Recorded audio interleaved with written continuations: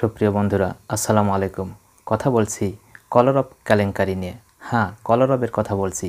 যেই কলরব বাংলাদেশের শ্রেষ্ঠতম ইসলামিক শিল্পী গোষ্ঠীদের মধ্যে একটা অন্যতম নাম।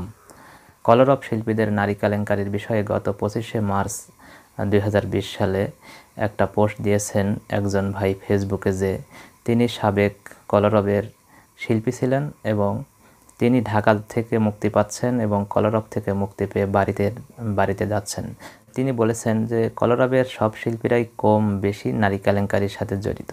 আচ্ছা, যাই হোক, নারী কেলেঙ্কারির সাথে জড়িত আছে কি নাই এটা আমি স্বচক্ষে দেখি নাই। তো আমি আপনাকে উদ্দেশ্য করে একটা কথা বলছি। মানে যিনি পোস্টদাতা, হয়তো পোস্টদাতা আমার ভিডিওটা দেখছেন না, কিন্তু একজন মানুষও যদি এর থেকে একটু সচেতন হন তাহলে আমি সফল হব ইনশাল্লাহ। নারী কেলেঙ্কারির বিষয়গুলো যখন উঠে আসে তখন আল্লাহ রাব্বুল আলামিন এ বিষয়ে কি বলেছেন। আপনি যেহেতু একজন কলরবের সাবেক শিল্পী হিসেবে নিজেকে পরিচয় দিচ্ছেন এবং আপনার এগুলো প্রকাশ করার উদ্দেশ্যটা কি? আপনি ভাগাভাগিতে কম পেয়েছেন নাকি অন্য কিছু? নারী কেলেঙ্কারি তথা জেনার বিষয়ে আল্লাহ রাব্বুল আলামিন যেভাবে সাক্ষী নিয়ে আসতে বলেছেন, 4 জন সাক্ষী, আপনি কি পারবেন 4 জন সাক্ষী উপস্থিত করতে, যে 4 জন নারী কেলেঙ্কারির বিষয়ে বলবে যে কলরবের শিল্পীরা এর সাথে এই জেনা করেছে অথবা খারাপ কোনো কিছু করেছে? আপনি হয়তো পারবেন না। আর যদি বুকের পাটা থাকে তাহলে আগামীকাল 4 জন সাক্ষী সহ লাইভে আসেন, আমিও কালকে থেকে কলরবের সঙ্গীত শোনা বাদ দিয়ে দেব।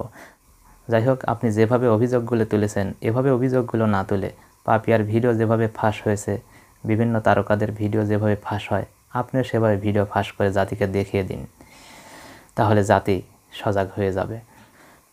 আর কারো দোষ ত্রুটি প্রকাশের ব্যাপারে হযরত আবু হুরায়রা রাদিয়াল্লাহু তাআলা আনহু থেকে বর্ণিত রাসূল সাল্লাল্লাহু আলাইহি ওয়াসাল্লাম বলেছেন, যে ব্যক্তি কোনো মুমিনের, কোনো মুসলমানের দোষ ত্রুটি গোপন রাখবে, ঢেকে রাখবে, আল্লাহ রাব্বুল আলামিন কিয়ামতের দিন সেই ব্যক্তির দোষ ত্রুটি গোপন রাখবেন, তার দোষ ত্রুটি ঢেকে রাখবেন।